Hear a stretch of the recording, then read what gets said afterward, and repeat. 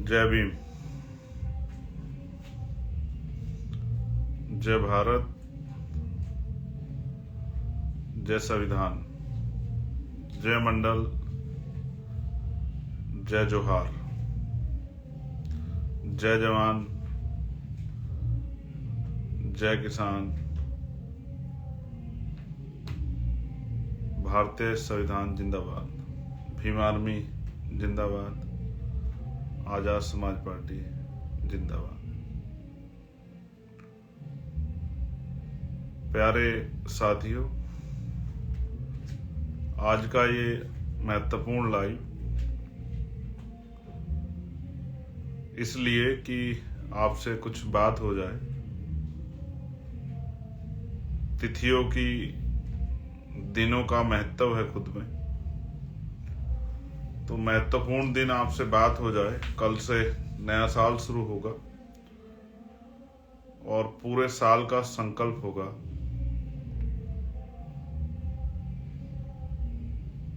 साथियों, मैं समय समय पर दुनिया में जन्मे सभी संतों, गुरुओं, महान पुरुषों को नमन करता हूं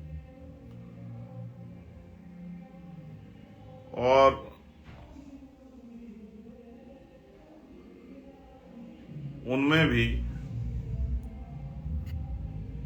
महामानव तथागत बुद्ध, संत शिरोमणि सतगुरु रविदास महाराज, भगवान वाल्मीकि महाराज, गुरु नानक देव, संत कबीर, गुरु घासीदास, नारायणा गुरु, संत गाडगे जी महाराज, राष्ट्रपिता ज्योतिबा फूले, छत्रपति साहू जी महाराज, डॉक्टर बाबा साहब अम्बेडकर,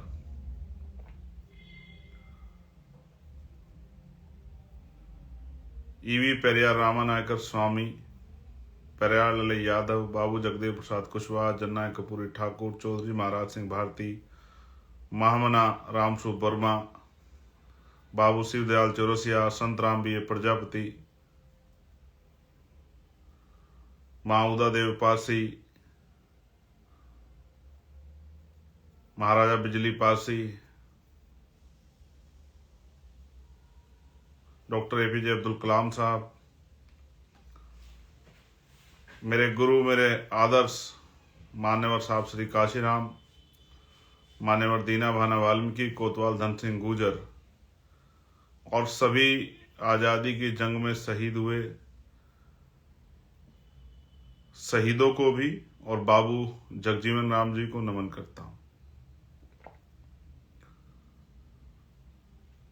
एक साल एक बड़ा पीरियड है, बहुत कुछ बदला एक साल में। लोग कहते हैं समय चला जाता है, बहुत कुछ बदलता नहीं, लेकिन यहां बदला है।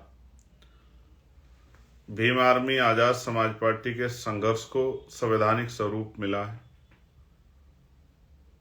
जिस भीम आर्मी पे तमाम तरह के गैर जिम्मेदार होने के आरोप और साजिशें जिनके खिलाफ की जाती थी, आज उस भीम आर्मी की एक वॉइस जो है, देश के बहुजन समाज की वॉइस बनकर वो पार्लियामेंट में है।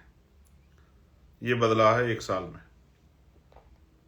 इसके लिए मैं नगीना के एक एक क्षेत्रवासी का, मेरी माओ बहनों का, बड़ों का, प्यारे युवा साथियों का, संगठन और पार्टी के नेताओं का और वहां की जिम्मेदार लोगों का मैं बहुत बहुत धन्यवाद करता हूं। साथ साथ भीम आर्मी आजाद समाज पार्टी के साथियों का भी, उत्तर प्रदेश की टीम और देश भर के वो साथी जो प्रचार में, उन सब का भी धन्यवाद करता हूं। बहुत कुछ बदला है।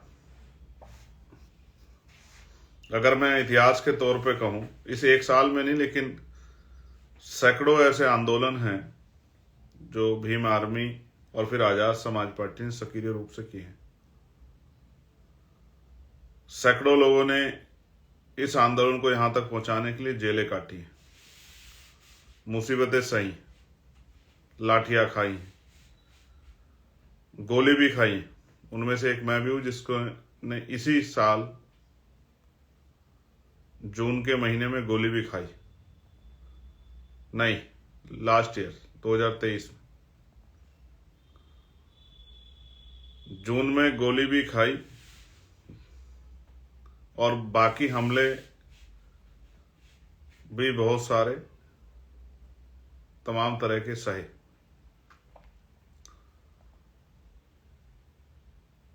आज साल का आखिरी दिन था। मेरे द्वारा, आप चोटी के नेता हो या नीचे के कार्यकर्ता, सामान्य कार्यकर्ता, अगर मेरी वजह से किसी को ठेस पहुंची हो तो मैं सर्वश्रेष्ठ नहीं हूं। मैं उसके लिए खेद प्रकट करता हूं। ना अहंकार है मुझ में, ना ही किसी चीज का घमंड है। मैं भी इंसान हूं, मुझसे भी गलती हो सकती है, इसके लिए मैं खेद प्रकट करता हूं। लेकिन मैं ये जिम्मेदारी से कह सकता हूं कि मैंने अगर कभी किसी को डांटा होगा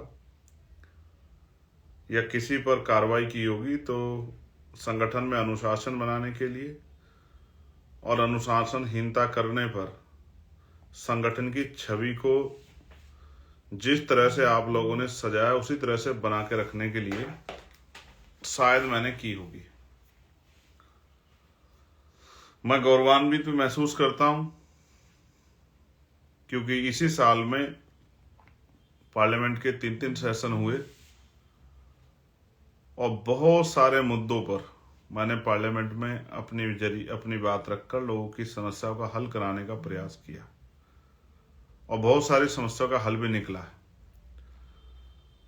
बहुत सारी ऐसी समस्याएं, जैसे पुलिस की समस्या हम लोगों ने उठाई थी, होमगार्ड की, मुझे उम्मीद है बहुत जल्द उन पर भी काम होगा।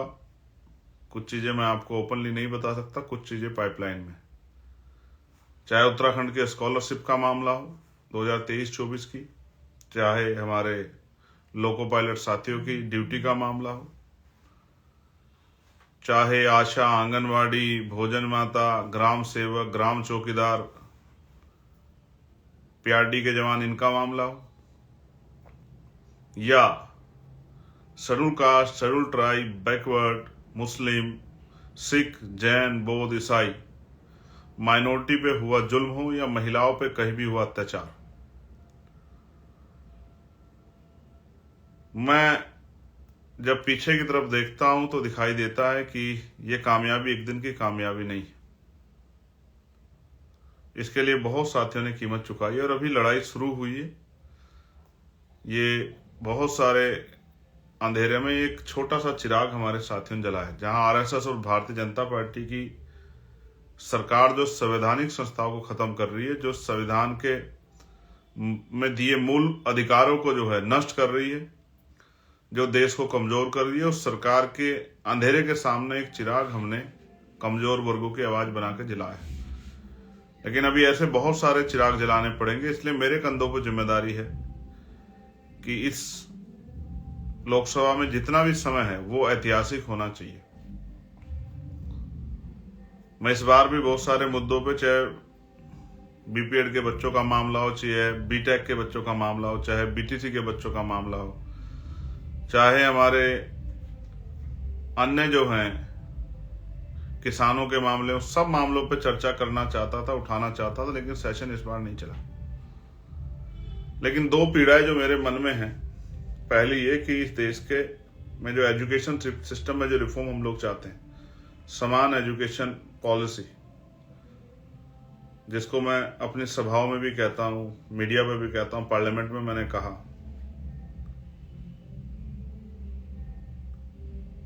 या समान हेल्थ पॉलिसी, जिसका बहुत बड़ा खामियाजा गरीबों को भुगतना पड़ता है। आज विस्तार से चर्चा नहीं कर रहा हूं।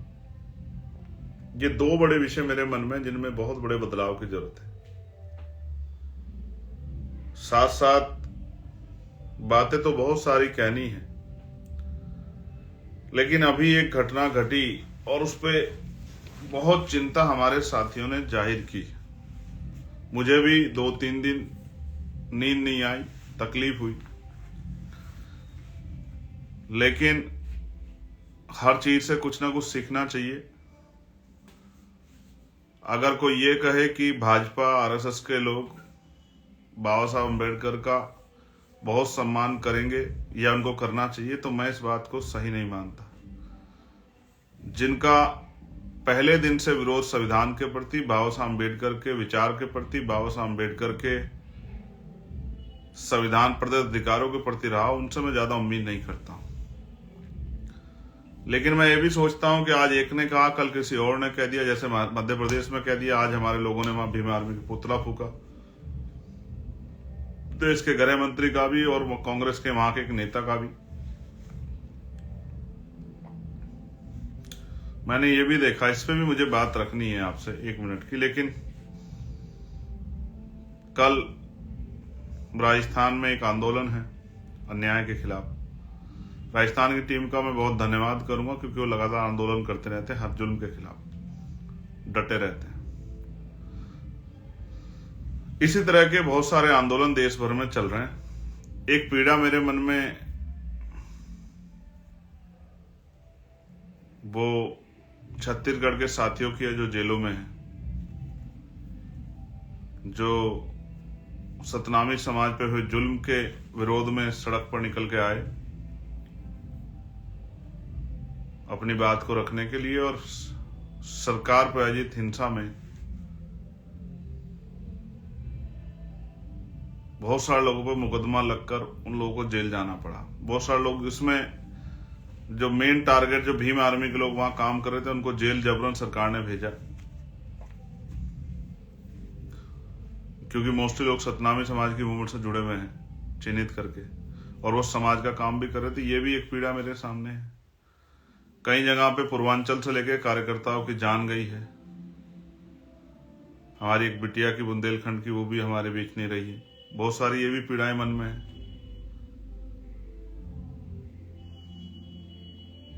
तमाम परेशानियां हैं मन में, लेकिन सॉल्यूशन क्या है परमानेंट?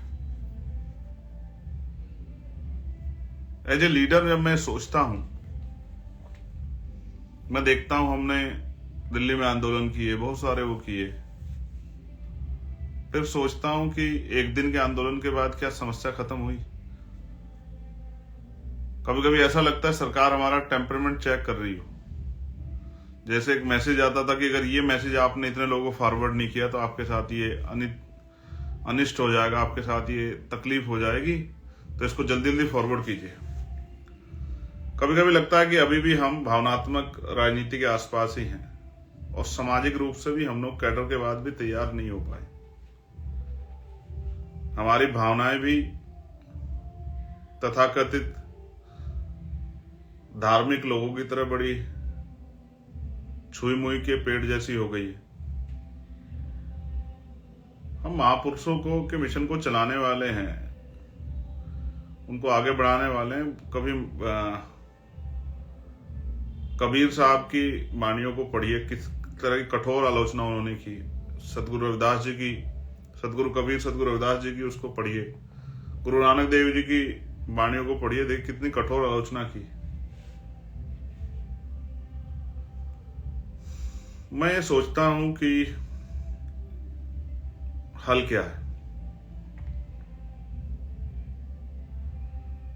तो हल तो बाबा साहब बता के गए, अब उसी हल पे काम कर रहे हैं। Political power is the master की। राजनीतिक सत्ता वो चाबी है जो आपकी सारी परेशानियों का हल कर देगी। जिस कुर्सी पे बैठ के गृह मंत्री ने हमारे महापुरुषों का अपमान अहंकार में किया, या जिस तरह से वो संविधान की धज्जियां उड़ा रहे हैं, मैं आपको विश्वास दिलाता हूं और संकल्प करता हूं नए साल के आखिरी दिन कि अगले 2 साल हम लोग इतनी मेहनत करेंगे, इतनी मेहनत करेंगे,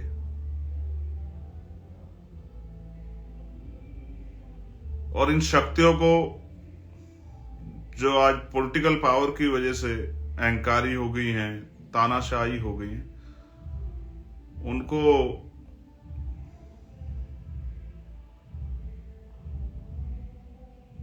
हरियाणा में एक लाइन है, मैं चुनाव में सुनता, रड़ काट देंगे। तो जिनको अहंकार हो गया है, जिन दरखतों को, उनकी रड़ काट देंगे हम लोग अगले 2 साल मेहनत करके। ये है इसका परमानेंट सोल्यूशन। जिस पॉलिटिकल पावर पे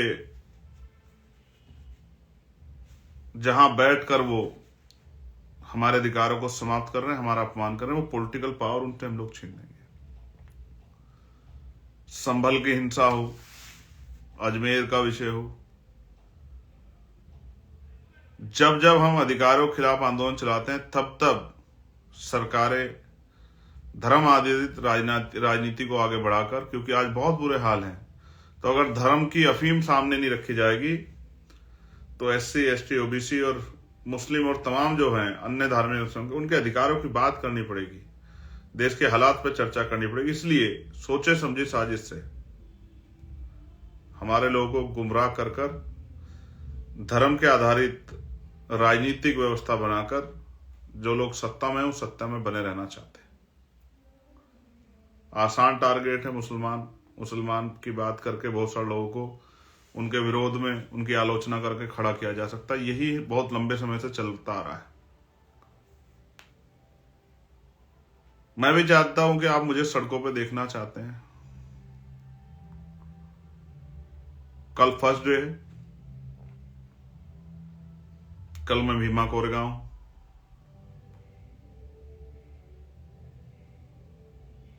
परभनी में हमारे लोग बाबा साहब अम्बेडकर और संविधान का अपमान के विषय में सड़क पर निकल कर आए थे, जिसमें पुलिस ने पीट के सोमनाथ सूर्यवंशी की हत्या कर दी। बहुत सारे लोग जेल में हैं। परसों मैं परभनी जाऊंगा उनसे मिलने। 3 तारीख को मैं बागपत के परिवारों को, जहां 2 घटना हुई है, जहां एक बच्चे ने यहाँ पार्लियामेंट के सामने घर से कह के आके चंद्रशेखर भाई के पास जा रहा हूं पार्लियामेंट में मदद लेने के लिए, और यहाँ के आत्मदाह कर लिया। उसके परिवार को न्याय दिलाने, उन दोनों परिवार को, एक परिवार जिसपे हमला हुआ जो प्लान कर गए, ऐसी जो मेरे पे खबर है। 4 तारीख में भाई नीरज पटेल जी की पिताजी जो अब इस दुनिया में नहीं रहे,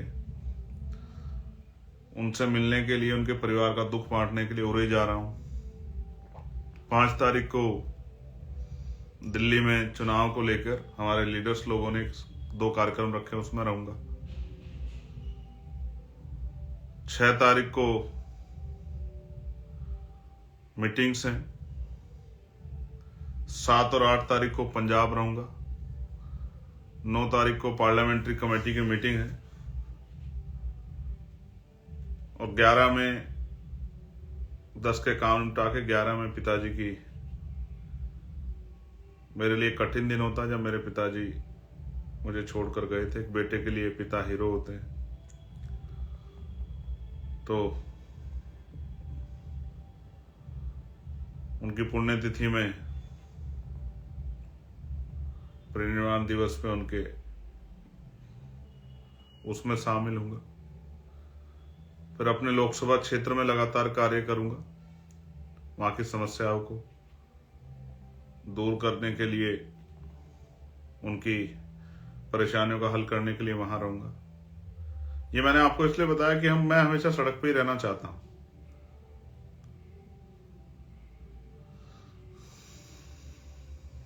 मैं सड़क का रास्ता नहीं छोड़ना चाहता, लेकिन धीरे धीरे कोशिश कर रहे हैं कि सब चीजें चैनलाइज हो जाएं। जिनसे मुकाबला है वो बहुत शक्तिशाली है, सत्ता, साधन, संसाधन, मीडिया, माफिया, सब उनके पास है। सिर्फ बोल के उनका मुकाबला नहीं हो सकता, उनके खिलाफ प्रिपरेशन करनी पड़ेगी, अपनी शक्ति बढ़ानी पड़ेगी। यहां मैं भीम आर्मी के साथियों से भी कहना चाहता हूं कि पाठशालाएं उनकी कम खुल रही हैं, तो वो अगर सच में मुझसे प्यार करते हैं तो अपने गांव में पाठशाला जरूर शुरू करें नए वर्ष पर। मैं अध्यक्ष जी से भी अपील करूंगा इस यहाँ के लाइव के माध्यम से, और देश भर में भीम आर्मी आजाद समाज पार्टी के एक कार्यकर्ता के लिए और आम जनमानस के लिए मैं मंगल कामनाएं करता हूं कि महापुरुषों का आशीर्वाद उन पर बना रहे, उनके परिवार पर स्वस्थ रहें और दीर्घायु हूं, उनके लिए उनका मंगल हो। मैं सिर्फ प्रार्थना ही नहीं कर रहा, लेकिन इसको धरातल पे लाने के लिए जो शक्ति की जरूरत है, जो पॉलिसी यहां से बनती है, उसके लिए भी हम लोग काम कर रहे हैं। मैं अपने हर एक साथी से कहना चाहता हूं, कमर कस ले और आइए मेरे साथ हाथ बढ़ा के संकल्प लीजिए। अगर अपने महापुरुषों के अपमान का बदला लेना चाहते हैं तो मेरे साथ संकल्प कीजिए कि हम जब तक इस तानाशाही सत्ता को उखाड़ के नहीं फेंकेंगे तब तक चैन से नहीं बैठेंगे। एक दिन के आंदोलन से काम नहीं चलेगा। अब समाज में कुछ लोगों को बलिदान देने के लिए तैयार होना पड़ेगा, और वो बलिदान, ये जो क्रांति है 21वीं सदी की, ये गोली से नहीं कलम से लिखी जाएगी, और कलम की शक्ति से ही, और अपने जीवन को बलिदान यानी कि समर्पित करके समाज के लिए हम लोग इस महापुरुषों के कारवा को पूरा करने का काम करेंगे। मैं जानता हूं बहुत सारे लोग चाहते हैं कि मैं उनके गांव आ जाऊं, उनके जिले आ जाऊं, उनके प्रदेश आ जाऊं, लेकिन मैं एक बात जो आपसे अब कह रहा हूं, जब मैं सुनता हूं कि कहीं किसी की हत्या हुई, जुल्म हुआ, किसी बहन का बलात्कार हुआ, किसी को मार के लटका दिया, किसी को गोली मार दी, मुझे बड़ी तकलीफ होती है। अभी मेरे पास उतनी शक्ति नहीं कि जिन अधिकारियों के मौजूदगी में ये अपराध हो रहे हैं, जिस सरकारों की, कि मैं उनको सबक सिखा सकूं। लेकिन एक दिन बदलेगा समय।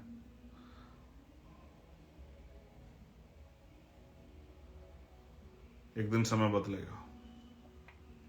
पुरानी पेंशन का मामला हो, प्रमोशन में रिजर्वेशन का मामला हो, निजी क्षेत्रों में आरक्षण का मामला हो, बहुत कुछ तैयारी की है हमने। थोड़ा सा समय दीजिए, आपको देखकर अच्छा लगेगा कि हम सिर्फ हवाई बातें नहीं कर रहे हैं, हम संकल्पित होकर महापुरुषों के मिशन पे, जमीन पे काम कर रहे हैं।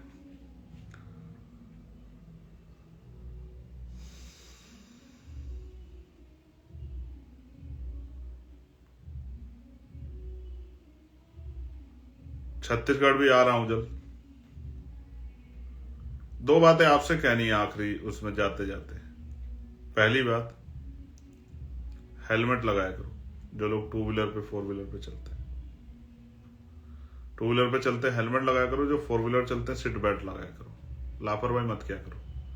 घर में माँ, बहन, पत्नी, बेटा, बेटी, पिता इंतजार करते हैं। नौजवानों को कह रहा हूं, शराब पी के गाड़ी मत चलाया करो। ये सबको कह रहा हूं, चाहे 2 पहियों के 4 पहिए। जीवन बहुत जरूरी है। एक चीज से बड़ा परेशान हूं,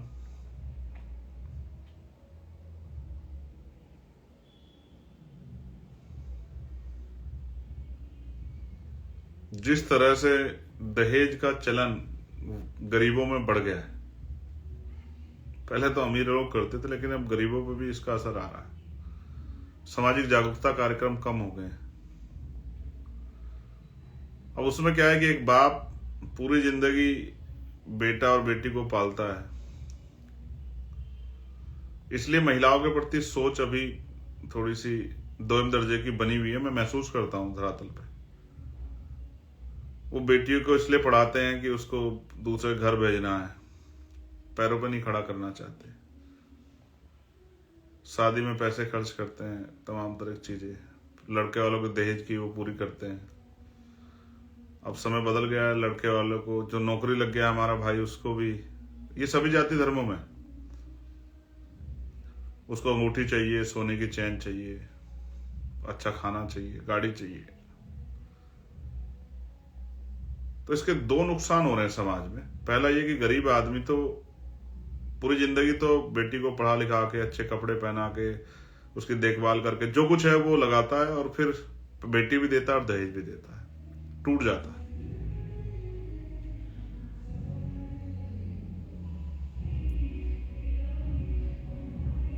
दूसरा, अमीर में शादी कर रहा है। भाई जो कामयाब हो गया है वो कामयाब परिवार से, कामयाब बेटी के साथ शादी कर रहा है। तो गरीब, जिसको नीचे से उठा के हमें समाज बन के बराबर में लाना था, वो नहीं बन पा रहा है। अब वो पीछे रह जा रहा है। गरीब गरीबों में तक सीमित रह गया और अमीर अमीरों तक सीमित रह गया, समाज में जो वर्ग है। तो जो समाज का गरीब तबका जिसको हाथ पकड़ के ऊपर उठाना था उस परिवार को, कि वो भी उनके पास भी इस परिवार गाइडेंस आए, वो भी चीजों को समझे, उन तक भी चीजें पहुंचे, वो खत्म हो गया। कभी सोच के देखना तो महसूस होगा, परिवार में रिश्ते बहुत खत्म हो गए। अब बेटा माँ से बात नहीं करने का समय है, बहनों से भाइयों से बात करने का समय नहीं, दोस्त रिश्तेदारियां खत्म हो गई जब से फोन करीब आ गया। सब कुछ फोन पे हो जाता है। फोन एक मशीन है, फोन सब कुछ नहीं। माँ बाप बड़ी मुश्किल से मिलते हैं।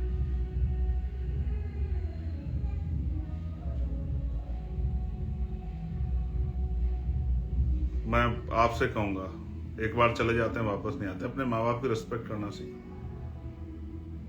मैं आपको दिखाना चाहता था, मुझसे अभी दूर है, मैंने कैप लगाई थी आज अपने पिताजी की, जो उनके मरते वक्त उनके सर पे थी। अभी दूसरे कमरे में रखी है, मेरे पास नहीं, वरना मैं उड़ के दिखाता आपको। आज भी वो मेरे लिए अहमियत रखती है। अब वो नहीं है तो उनकी यादें मेरे पास हैं। मैं उसको पहन के अपने आप को राजा जैसा महसूस करता हूं, क्योंकि मेरे पिता की है।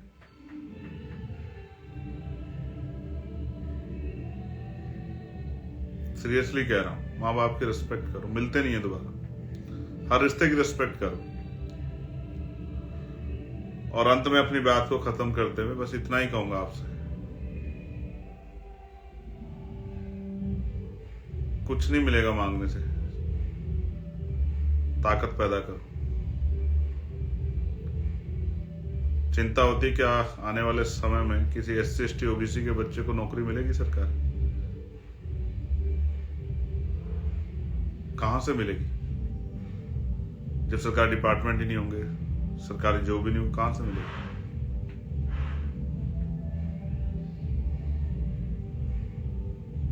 आप बताओ। नहीं मिलेगी। फिर सोचता हूं कि कौन है इसका जिम्मेदार। खुद की तरफ भी देखता हूं और समाज की तरफ भी देखता हूं, बहुजन समाज की, कि अभी तो सो रहा है। जितने लोगों को जगा दिया वो उनमें से भी बहुत कम लोग हैं जो काम कर रहे हैं। बाकी लोग इंतजार कर रहे हैं कि मसीहा साहब आएंगे, कोई आके कुछ कर बदलाव करेंगे, मगर मुझे लगता है तो आपको ही करना था। मैं चंद्रशेखर आजाद आज आपके साथ ये संकल्प लेता हूं कि जब तक बाबा साहब के संविधान और बाबा साहब के किए गए अपमान का सूद समेत बदला नहीं लेता, तब तक चैन से नहीं बैठूंगा। और ये सिर्फ एक दिन में नहीं होगा, इसके लिए जो कीमत चुकानी पड़ेगी उसके लिए हम लोग तैयार हैं। आपको नववर्ष की एडवांस में मुबारकबाद। BPSC के बच्चे आंदोलन कर रहे हैं बेचारे, आज बात हुई थी उनसे, कल परेशान। पुलिस के साथी जो जिन्होंने खुद भी कभी कंपटीशन एग्जाम दिया होगा, वो जब इन बच्चों पे लाठी चलाते, पता नहीं सोचता हूँ क्यों उनका जमीर मर जाता है। बारिश में पानी फेंक रहे हैं उनके ऊपर, बेटियों को पीट रहे हैं, सर्दी में मार रहे हैं।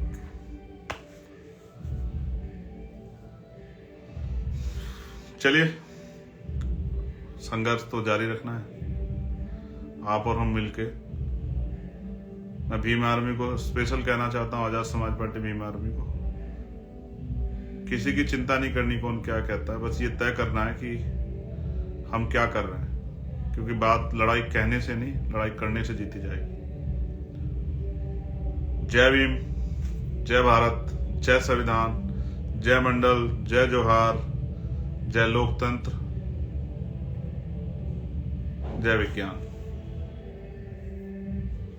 होती है मुलाकात कल भीमा कोरगांव।